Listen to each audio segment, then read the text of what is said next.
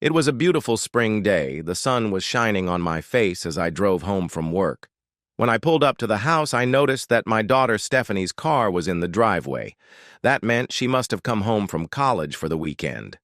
I always enjoyed listening to her stories about her friends, classes, and sports activities. She was blocking my way into the garage, so I parked behind her car and walked up the driveway. On the asphalt, I saw a comb. I knew it belonged to either Steph or my wife Karen, so I bent down to pick it up. I woke up with a splitting headache. I tried to open my eyes, but I couldn't. I tried to speak, but I couldn't. I thought I heard whispering, but it sounded like it was coming from miles away. I woke up again. Everything was quiet. I tried to focus, to concentrate on my surroundings. I woke up again.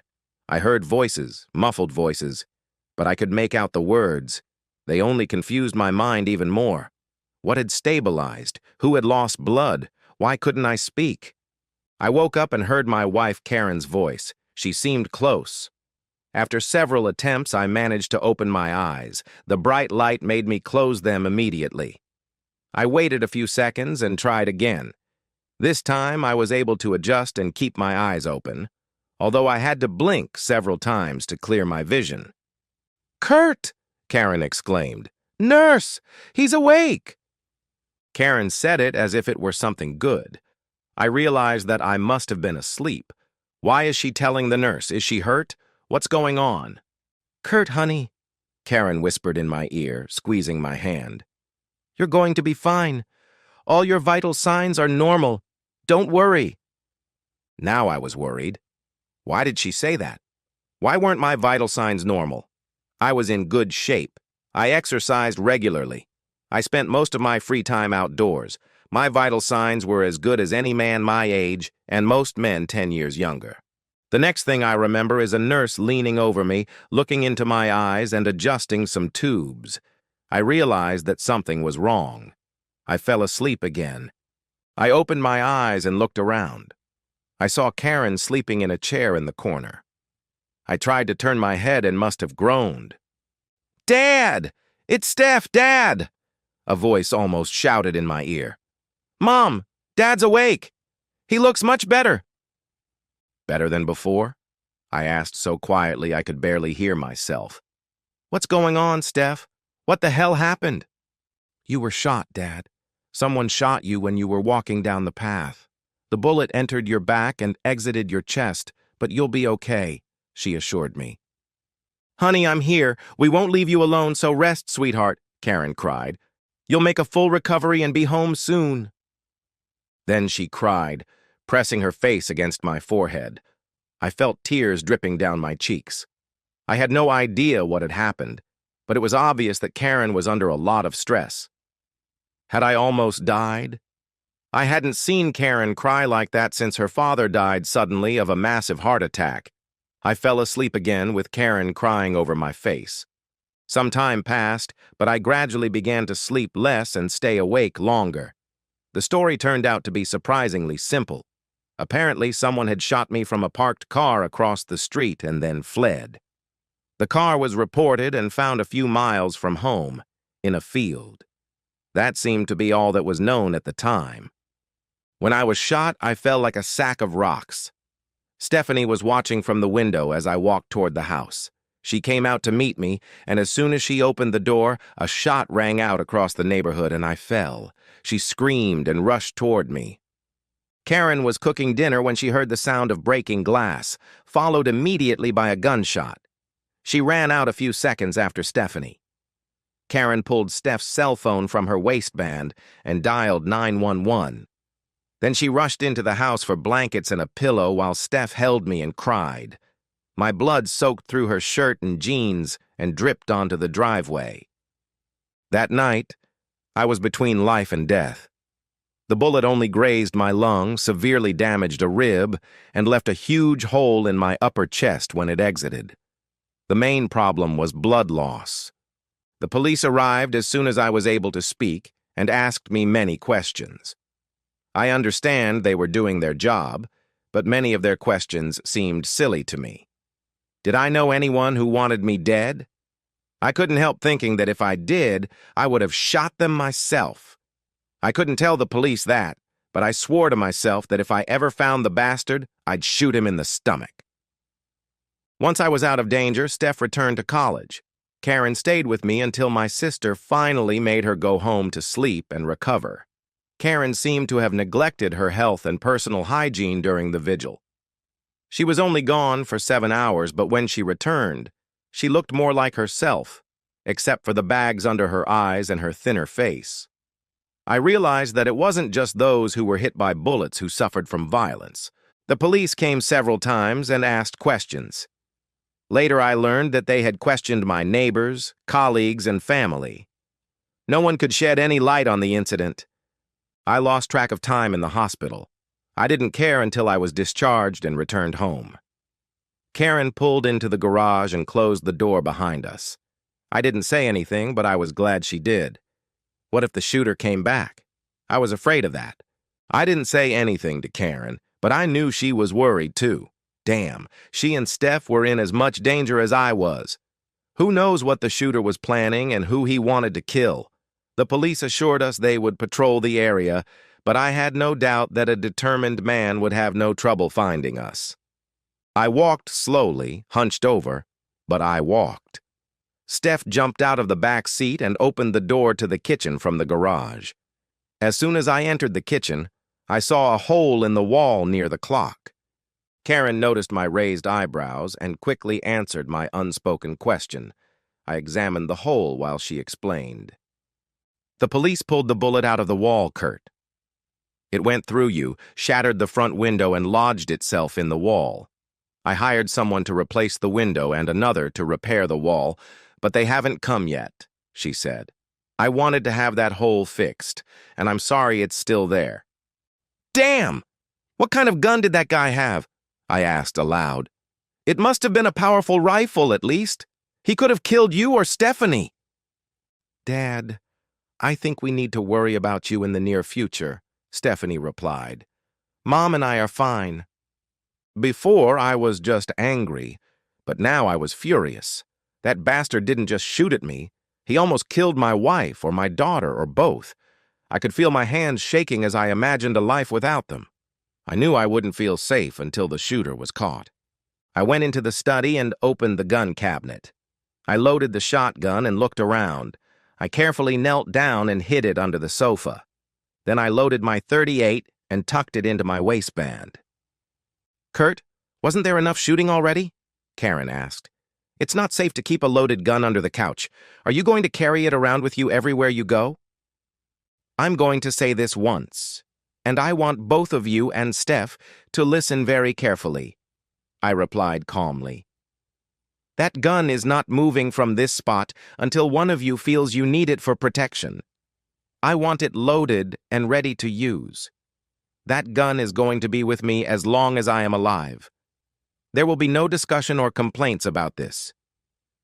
Karen and Stephanie looked at each other, then at me. However, neither of them challenged my decision. They understood that this was not up for discussion. Until that lunatic is locked up, we're going to be ready for anything, I said. Tomorrow I'll show you both how to use all the weapons in the house. If necessary, I'll buy more. I know you've both been taught how to handle weapons safely, but I want you both to be able to shoot. You don't need to aim a shotgun. Just point it and pull the trigger. At close range, there's nothing more effective. I knew I was scaring them, but it was better to be too careful than careless and put ourselves in danger. I suddenly felt very tired. I sat down carefully on the sofa. I felt a burning pain in my back and winced when I touched the back of the sofa. Kurt, you're hurt, Karen said, concerned. I'll get you a pill. I hated taking those pills because I felt I needed all my wits about me. I couldn't afford to be in a drugged state if someone tried to attack me. On the other hand, I would be useless if I couldn't move because of the pain. I took the pill. Life returned to normal. Stephanie went back to school. I worried about her, but logic told me that if she was the target, the shooter had plenty of opportunities to kill her. For some reason, I knew that this person, if it was a person, was hunting me. Other people were only in danger when they were around me. So I insisted that Karen go back to work as soon as I could walk enough to take care of myself. Fear does strange things to a person. I carried a .38 caliber pistol with me everywhere I went in the house. I didn't turn on the TV because I was afraid I wouldn't hear someone trying to get in. I looked out the windows all the time, but never went near them. I never turned on the lights in my room unless the curtains were drawn tight. I don't know how many times I checked the gun to make sure it was loaded. Every time the phone rang, I jumped a foot in the air. When my neighbor turned off his lawnmower and it backfired, I almost shit myself. Gradually, I came to my senses and calmed down a little. I knew my behavior was upsetting Karen, but I noticed that she was also staying away from the windows. Maybe I seemed paranoid for a while, but she seemed to share my fear. After all, she had seen me lying in Stephanie's arms with my blood splattered on the sidewalk. I never completely got over my nervousness, but I eventually returned the .38 to the gun cabinet. From time to time, I would take it out and clean it. I always kept the bullets handy. At the end of the summer, I finally went back to work. Everyone was very kind to me, and for the first few weeks, they gave me easy jobs. I'm an electrician, and that's not easy work when your back hurts. For the first month, I mostly changed light bulbs and wired outlets. I started to feel like I could put it all behind me, but I was worried about Karen. She had lost weight and wasn't gaining any back. She rarely laughed. When we were together, she treated me like a servant. I felt awkward and uncomfortable. "Karen, you have to let me do things myself," I finally said to her one day, when she saw me putting on my sneakers and quickly bent down to tie my shoelaces. "I feel uncomfortable when my wife fusses over me like that. I'm a man. I have my pride. You understand? I should do things for you. That's the way it should be." She just burst into tears, hugged me gently, and cried on my healing chest. The first few times we made love, it was awful. I thought things were going pretty well until I noticed her fingers touching the scar on my chest. Soon I felt tears dripping on me. This happened several times until I started wearing shirts in bed so she wouldn't see my old bullet wound and get upset. She wanted to please me too much, as strange as that sounds. I never thought I'd live to see the day when I'd complain that my wife was trying too hard to please me in bed. I didn't want her to treat me like I was dying. I wanted her to be passionate and loving, but not flattering and fake. I constantly told her that everything was fine with me and that she didn't need to try to please me every second. I tried to explain that I would be happier if we were just lovers, equal in giving and receiving pleasure and love. But I couldn't get through to her. We never argued. And any married man will tell you that's a sure sign of trouble. Karen seemed to have lost her will.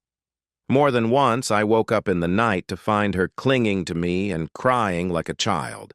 I didn't know what to do. Then, after months of silence from the police, they started coming again. Detective Sarah Henderson had just been promoted, and my murder was one of the cases she had been assigned. Her obvious desire to solve the case and move up the career ladder inspired me. Her questions didn't seem any smarter or more insightful than those of the other cops, but her attitude was much better. "Did you know Ralph Williams, Mr. Lent?" she asked one day. "Ralph Williams?" I repeated. "No, I don't remember him. I would remember a guy with 2 last names. Why do you ask?" Detective Henderson ignored my question and turned to Karen. I turned to listen to Karen's answer. I knew right away that she knew the name. She fidgeted nervously and looked at the floor. She was nervous. "He worked in the same building as me for about a year. I haven't seen him in a long time," she replied quietly. "Do you know if he ever met your husband, Mrs. Lent?" the detective asked. "Were they ever in the same company? At a sports game? A party anywhere?" "Yes, he was at the company's spring picnic that Kurt and I went to, but Kurt didn't know him," Karen replied. "He was a strange man and didn't have many friends. I didn't talk to him and neither did Kurt." How the hell could Karen remember that picnic so well? She even remembered who was there, who we talked to, and who we didn't. I thought Detective Henderson must be wondering the same thing. Surprisingly, she changed the subject and started asking questions about my work. Karen blushed, and beads of sweat appeared on her forehead. You didn't have to be an experienced interrogator to realize that she was nervous when the conversation turned to Williams. I made a note of this for future reference. Detective Henderson asked a few more questions, but I wasn't listening. Karen's behavior had me on edge. I decided to stay alert and ask her a few questions. If this guy had anything to do with why I was working on this case, I wanted to know. 2 days later, I stopped by a local cafe for a coffee and a donut. I saw Jack Burns sitting on a stool and sat down next to him. He didn't work in the same department as Karen, but he was in the same building. We chatted for a few minutes. Then I brought up Ralph Williams. "Jack, do you remember a guy named Ralph Williams?" I asked. "He worked at your company a year ago." "Yeah, I remember him. I was glad when he left too," Jack replied. "He was always very friendly when you were around, but behind your back he was a real jerk. Tim Shaw, one of the quietest and nicest guys you'll ever meet, punched him in the face at work one day. Tim never told anyone why, but rumor had it that he caught Ralphie flirting with his wife. She worked in the claims department." "Was he a womanizer? Did he like chasing skirts?" I asked. "Well, he always tried. The thing is, he had this weird look, like Charles Manson or someone like that. I don't think any woman ever reciprocated his feelings, but that didn't stop him from trying. When Tim got out of the hospital, he was looking for Ralph, as far as I remember," Jack shared. "Why was Tim Shaw in the hospital?" "I don't remember anything about that." "When and why was he in the hospital?" I asked.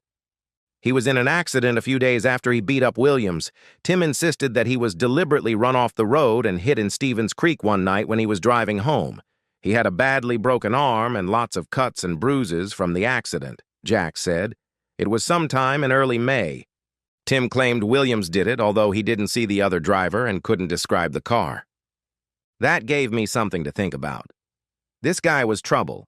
At least, it seemed that way. Maybe I'd talk to Tim Shaw sometime soon. "Tim swore he'd kill that bastard if he ever caught him. Williams quit his job and left town before Tim got out of the hospital. He told me he'd only need one hand to deal with Williams, and I don't think anyone doubted that," Jack smiled. "Karen can probably tell you more about him than I can. She and Tim's wife always had lunch together." "Used to?" I asked. "They don't have lunch together anymore? Why?" "Well, right after Tim got out of the hospital, he got a job in Texas or somewhere, and a few weeks later they moved. Karen was probably busy taking care of you at the time. That was around the same time you got shot in the back." I thanked Jack, threw some money on the counter, and stepped out into the morning sun. My stomach was in knots. I had a lot more questions, and I didn't know how I would like the answers. All day long, I mulled over the information Jack had given me. Maybe it was just a coincidence that the police had been asking about some crazy bastard, that those questions had made Karen nervous, and that she knew more about the guy than she had admitted. I never believed in coincidences. I dialed Detective Henderson's number on my cell phone. I felt she owed me an explanation for asking about Williams. She answered on the third ring. "Hello, Detective Henderson? This is Kurt Lent. I wanted to know if there was any news on the case of who shot me," I said bluntly. "Mr. Lent, I was just about to call you. We think we're close to a breakthrough. We have a suspect, or what we're calling a person of interest. His last known address is in Middletown, New York. The police there are trying to locate him as we speak," she said confidentially. "We're still working on the motive and the time of the crime." Damn, Midtown was less than a couple of hours away. I felt paranoia creeping back into my thoughts. The guy could have gone there, shot me, and driven away, and no one would have even noticed. It wasn't time to leave work yet, but I threw my things in the car and drove home. Karen should have been home when I got there, and we needed to talk. It was obvious she was hiding something from me, and I was starting to get angry. On the way home, I kept thinking about the day I was shot on my own driveway. The guy who did it wanted to kill me. It was obvious. Why did a guy I didn't know but Karen did want to kill me? For some reason, I didn't like the answer to that question. By the time I got home, I was almost hysterical. I kept my eyes glued to the mirror, studying every car that passed by. I was waiting for something to happen at any moment. My hands were sweating on the steering wheel, and my right eyelid was twitching. It's easy to tell yourself to relax and calm down, but when you've just been shot in the back, it's not that simple. When I got home, I didn't even dare to drive up to the driveway. Instead, I turned a block early and parked on the opposite side of the street from my house. Then I tried to sneak along the fence, trying not to look too suspicious. I didn't want the neighbors to know what a terrible state I was in. I approached the back door and looked around to make sure no one was following me. I was covered in sweat and almost expected a bullet to fly out at any moment. There was no one there, but that didn't mean anything. I didn't see the guy who shot me last time. I quietly opened the door and went inside. I needed to find out what Karen was hiding. It must have been the reason for her constant nervousness and sadness. I realized that her behavior could be described as guilty, and I had to find out why, or we would never be able to overcome this. I walked through the kitchen and heard voices in the living room.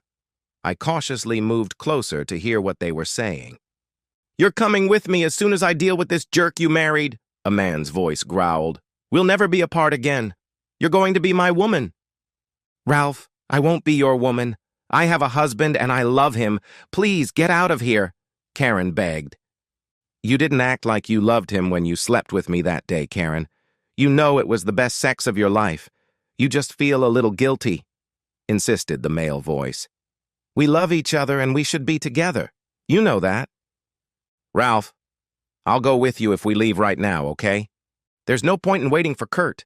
We can be gone long before he notices I'm gone," Karen reasoned. "I don't think so, Karen. You'll try to get back to him at the first opportunity. If he dies, you'll need me. You'll have nowhere to go," replied the man I knew as Ralph Williams. "Ralph, this was a terrible mistake. I had too much to drink, and it probably didn't help that I was taking cold medicine. You were very persuasive. I don't love you. I don't even like you, Ralph. I love my husband. This is just a terrible misunderstanding. Please leave now, and I won't tell anyone you were here," Karen begged. "I don't think so, Karen. Sure, you were a little drunk, but you enjoyed the sex. You know it's true. So when is your fucking husband coming home?" Williams asked. "The police have started asking questions about me, and I can't stay here too long." I heard something that sounded like a quick fight, and suddenly I felt real fear for Karen. I heard something that sounded like a hard slap, and then Williams laughed. "You stupid bitch. Did you really think you could shoot me with that? Hell, it would have knocked you off your feet if you'd fired. Guns are made for men, Karen. Now get away from the window before I blow your fickle ass to pieces," Williams threatened. I stepped out from behind the corner. I couldn't stay in hiding while that bastard threatened Karen, and all my damn guns were in the office. I knew I had to act fast, or it would be the end for both of us, Karen and me. Karen saw me first, and Williams noticed her reaction. He quickly turned the double-barreled shotgun toward me. "Here comes our hero!" Williams shouted, raising the gun to his shoulder. "Let's see if I can make a bigger hole this time while you're looking at me." It seemed like he was done talking. He intended to tear me in half with my own 12-gauge shotgun. I will never forget what happened next, even if I live another 100 years. In what seemed like slow motion, Karen threw herself in front of me just as Williams pulled the trigger. It was like a scene from The Bodyguard. This wasn't part of my ill-conceived plan. I bent down and grabbed my 36-inch aluminum baseball bat from behind the curtain. I was already swinging with all my might when Williams dropped the rifle and reached for the pistol tucked into his waistband. By this point, Karen was lying on the floor to my right, so I didn't hold back. Crouching down as he tried to pull out the gun, Williams saved his life. The bat hit him pretty squarely, but much higher than I had intended. The blow was harder than a light slap, but not hard enough to crack his skull. He fell backward and didn't move. I picked up the shotgun and pulled the pistol from my waistband. Then I took a couple of cartridges from the top of the window frame, opened the shotgun, loaded it, and closed it. Karen was sitting on the floor, crying loudly. I gently took her by the arm and helped her to her feet. Her body was shaking as she clung to me. By this point, I was really starting to worry about her. The psychological trauma she had suffered was incredible. It had shaken her to her core. When the police arrived, followed by an ambulance, Williams was still unconscious. The medics carefully placed the bastard on a stretcher and carried him out of the house. Detective Henderson was one of the first to arrive at the scene. I explained everything to her while Karen clung to me on the couch. So, this man attacked Karen's friend, Mary Shaw. He tried to kill Mr. Shaw by running him off the road last spring, and he also shot you in the back? Why did he shoot you, Mr. Lent? What motive could he have had? And why didn't your wife tell us about him earlier? The detective asked. Karen missed over a month of work and didn't even know about the accident involving Mary Shaw's husband. It happened the day after I was shot. They moved out of the area before Karen returned to work. They were casual acquaintances from work and weren't close. Karen had only seen this Williams a few times and hardly ever spoke to him. I replied calmly. She didn't even think about that guy. In fact, she had completely forgotten about him until you mentioned his name the other day. I still don't understand why he shot you, Mr. Lent. What motive could he have had? The detective insisted. That's why Karen never mentioned him. He had no reason to shoot me, but he thought he had a reason to shoot Karen. He thought she had convinced Mary Shaw to have nothing to do with him. He was actually trying to shoot Karen through the kitchen window, and I was in the line of fire. I saw a comb on the sidewalk and bent down to pick it up. The bullet went through me but deflected off my rib and missed Karen, lodging harmlessly in the wall. None of us even suspected she'd been shot. I assume the police didn't consider that possibility either, Detective Henderson? I asked, trying to look as indignant as possible. You were wounded, so the investigation focused on your actions, which is only natural, Mr. Lent. Detective Henderson replied defensively. As you know, I focused on this man. I collected all the police reports from the week you were wounded and read them several times. I noticed that around the same time, there were two seemingly random acts of violence. The only thing I could find connecting you and Tim Shaw was that your wives worked at the same place. Tim Shaw openly accused Williams, so he was questioned once about the incident. Since there was absolutely no evidence linking him to the accident, the case went cold. Both women probably knew Williams, and Mr. Shaw had been arguing with him because of his unwanted attention toward Mrs. Shaw. We just couldn't understand why he shot you. Until he explained everything to us in his office, we had no idea either, I assured the detective. He's just crazy. Don't look for logic in the actions of a crazy person. Then I continued. I was just glad I unloaded the gun a few weeks ago. My friend Karen had been dropping by several times with her little son, and it was making me nervous. I couldn't live with the thought of an accident with a gun. I forgot to tell Karen that I had unloaded it and put the bullets on the windowsill behind the curtains. My paranoia made me hide a baseball bat there just in case. When you've been shot in the back, you become cautious. Well, Mr. Lent, your precautions seem to have paid off. Henderson agreed. I can see that Mrs. Lent is not in the mood today, and that's understandable. I would like to ask you both to come in tomorrow afternoon to give statements. We'll be there, Detective Henderson, I promised. We're just glad it's over. Some time passed, and Karen and I were finally alone. She had stopped crying, but she was still clinging to me. As I sat there holding her, I realized what she had been through since the day I was shot. She was tormented by guilt and fear. I had almost been killed. She had cheated on me. What would happen if I found out the truth? She knew how I felt about cheating. She would be kicked out of her home. That's probably what she was thinking. Kurt, I don't know where you got that story you told the detective. You know it's not true. I slept with that man once. It was wrong, I was drunk, but no words can justify it. I really didn't know that Mary's husband had been run off the road. I didn't know anything for a long time while you were recovering except what was happening with your health. He didn't bother me after I told him I was very happy in my marriage and would never be with him. I explained that I had made a terrible mistake. He seemed to take it pretty well. Then he started stalking Mary, and it became clear that he was a strange man. But I never thought he could be the one who shot you until the detective asked about him the other day. It made me think about how strange he was, Karen confessed. I was so worried about you that I thought I was going crazy. My connection to this man filled me with guilt and shame. I promised God that if he let you live, I would spend the rest of my life making up for what I did to you, Karen confessed. The problem was that no matter what I did for you, I didn't feel any relief. I didn't feel like you forgave me, Kurt. I just felt dirty and guilty. Karen, we'll spend the morning getting our stories straight, and then we'll stick to them. Williams took a hard blow to the head, so no one will believe him if he tells a different story, you understand? I asked Karen. What are you going to do with me, Kurt?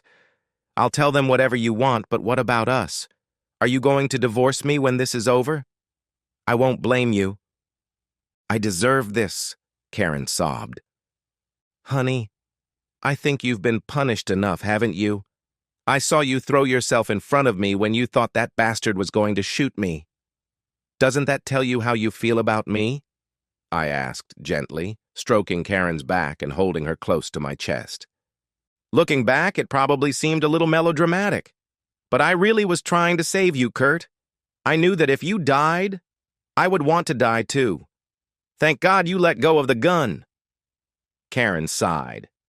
It turned out that Williams had suffered a traumatic brain injury and never regained his speech or cognitive functions.